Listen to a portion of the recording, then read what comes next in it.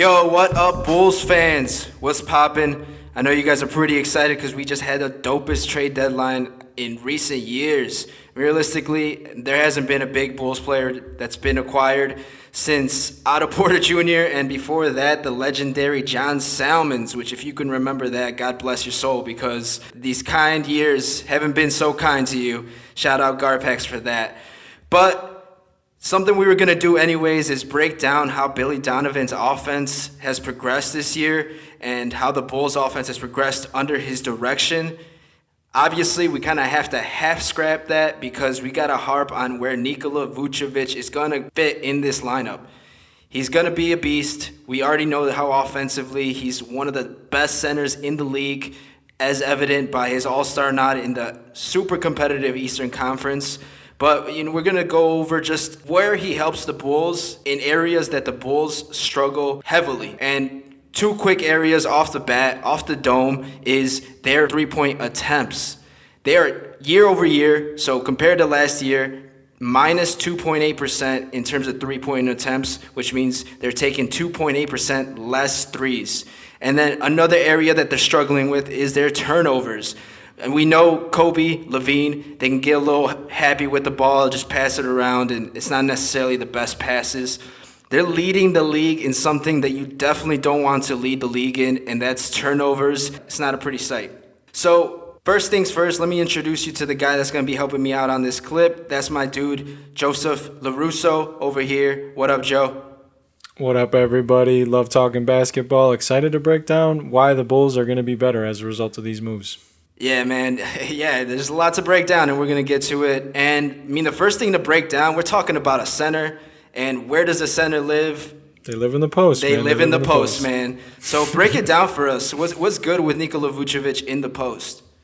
So before I go into Nico, I want to show an example of what the Bulls already currently have implemented in terms of their post play and how they play around the guy who operates out of the post. So the first clip we have here is Thaddeus Young, who plays power forward. He can switch around to pretty much any position, but when they get a mismatch, they really like Thad being able to flip shots up and get over smaller defenders. So he's in the post. Patrick Williams feeds him the ball. And what is going to be similar to this in terms of Vucevic is that anytime Vuce gets the ball, the other team has to kind of swarm him, and they have to get away from their defenders. So here, Patrick Williams is able to lose his defender. They have to go help on Thaddeus Young, and then that opens a lane for Sato to also be able to cut, because by Thad taking two defenders, Patrick Williams has to have a help defender and Kyle Lowry come to him, and by Kyle Lowry coming to him, that leaves Tomas Satoransky with a wide open lane to the basket. So things like this are already happening, and we don't really have a post presence that's even close to a Nikola Vucevic. So seeing cuts like this is a good sign, and they will be even more prevalent with someone like Nikola Vucevic in the post. So now just to compare it to how Nikola Vucevic would handle these situations, we have a game against the Miami Heat where Vuce went for 36 and was really just unstoppable against all these Heat defenders. So what we see in this clip is Nikola Vucevic working into the post, taking his time with two dribbles, kind of making sure the defense is aware that I'm a badass and I'm going to finish this if you don't come over. And so as a result, Jimmy Butler takes one step in his direction, and Vucevic is so good at noticing this and reacting that he flips a pass immediately out to the perimeter. And what does it lead to? A wide open made three. So now that we've gone through why Nikola Vucevic is going to be a problem in the post, Abel, can you speak to why he's going to be even an equal threat on the perimeter? Yeah, man. Funny enough, shout out Kirk Goldsberry. He hooked us up with this nice chart. We had one in February that we had prepped, but the homeboy came through and gave us one right now, just in time for this video. And it really showcases that Nikola Vucevic is the best three-point shooting center in the league, especially at the top of the key where the majority of his shots happen. But let's break down just how Billy Donovan's offense has already started to work from the top of the key. And right here, we do have a clip with Thad Young. He gets the ball at the top of the key, does a dribble handoff, can easily give it to Pat Williams, but doesn't. Instead, he keeps it. Pat Williams decides, I'm going to hook my guy up, Satoransky, with a screen. And Sato just loves that screen. He could go off of it, but he doesn't. Instead, he does that backdoor cut. We got Jordan Clarkson straight up caught in no man's land. He's like, what the?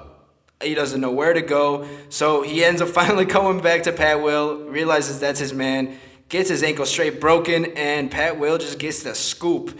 And this clip's really evident at Billy Donovan using his centers, which in this case is Thad Young, to work the offense from the top of the key with some good off-ball movement, good off-ball screens, and pretty much just put pressure on the defense to make quick decisions and decide who's their man. Because in this clip, it's not necessarily clear. But let's get it on to another example, and this time it's actually going to be with Vooch making some sick decision-making at the top of the key.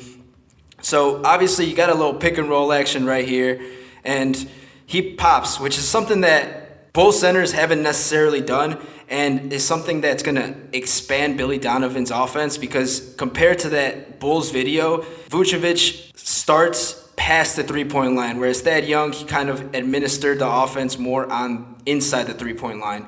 And so he ends up getting a wide open three, didn't make it, but he's still a threat at the three. People understand that they got to close out on him because of that shot chart that we just showed you. Keeps working that offense, keeps doing off-ball screens, and finally ends up getting a pretty good bucket at the end of the day.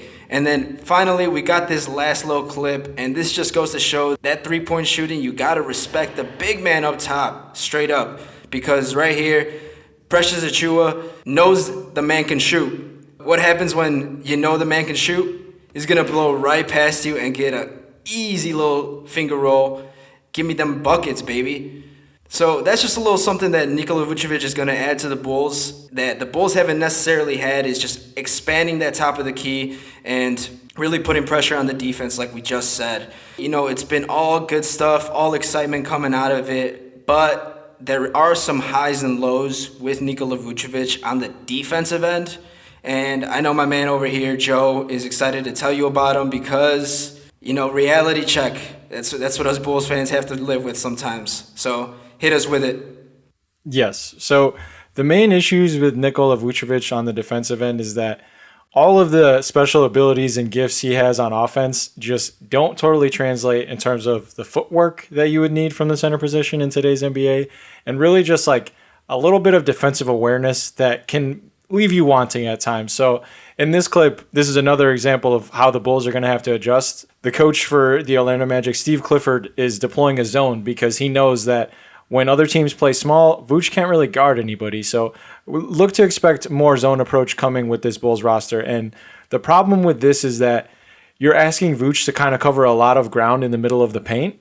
And as a result, Kelly Olynyk is able to kind of out-muscle him and get an offensive rebound in a situation that should never really happen. You know, Vooch is probably 20 pounds and a couple inches taller than Kelly Olynyk. And really, if he was on him man-to-man, like most teams would guard other positions or guard other teams, these things wouldn't happen. But just due to this lack of foot speed and the way that the Heat move the ball around, he's kind of scrambling, and it just results in him not putting in the effort that you want from the center position. And just to bring it back to the trade as a whole, this is something that Wendell Carter excelled at. So it's just another thing for Billy Donovan to have to look at and consider with this new team and this new roster, because the offense is going to be there, but the defense is going to be something that we're going to have to see progress, and hopefully we'll get good by the time the postseason comes around. So not to totally bash on the guy, there is some potential for him to succeed in this role, and that is really if he can get as good as he can at staying on the ground and not jumping when other guys go to the basket. And in the second clip that we have here, he's able to run the floor with Precious Achiuwa, who's a fast big man, kind of recover as he sees Goran Dragic coming to the basket with a lane. And instead of jumping up to block the shot, he kind of like half jumps, probably the height of the phone book, and he has his arms out and wide. And similar to Nikola Jokic, he has really good soft hands. So if he can just get his hands in passing lanes and be the big 7-foot human that he is, he can make plays like this where it looks like it's a 2-on-1 and he's kind of fucked. He's able to get in the way of the passing lane, steal the pass, and then lead a break going the other way. So things like that are signs of encouragement and things that he can do that will help the defense. But overall, like you said, Abel, it's going to be a learning process with him. So hopefully Billy Donovan can devise schemes that will maximize his slow-footedness on the defensive end. Yeah, man. I mean, we'll see. Obviously, it's a little trade-off. Trade a lot of offense for a decrease in ability defensively, but we'll take it. Yeah, we'll take it, and Nikola Vucevic is going to help other players around him. I mean, just his high-low presence, the threat that he has, being able to pop, being able to roll, that Wendell Carter didn't have, that's something that we got to take into account, and defenses definitely have to take into account, because it's not easy to defend all those aspects, especially when you got LaVine coming off screens. I mean, right here, LaVine with Wendell, RIP, but he does the screen with Wendell. Obviously, Wendell's going to roll. The defense knows he's going to roll. Derek Favors knows he's going to roll, so he drops with him. Even then, him dropping in him gets LaVine a wide-open bucket, a wide-open three, and LaVine's been sinking those at a historically high clip. I mean, almost Jordan levels when we're talking scoring, we're talking shooting this year. So now that defenses have to accommodate for Vucevic's pop ability, roll ability, and LaVine's ability to make shots off screens, it's got to put that help defender on the pick and roll in a position where he has to make 3 decisions instead of 2 compared to when Wendell Carter Jr. had it. Here's a good example of how Vooch did it with the Orlando Magic.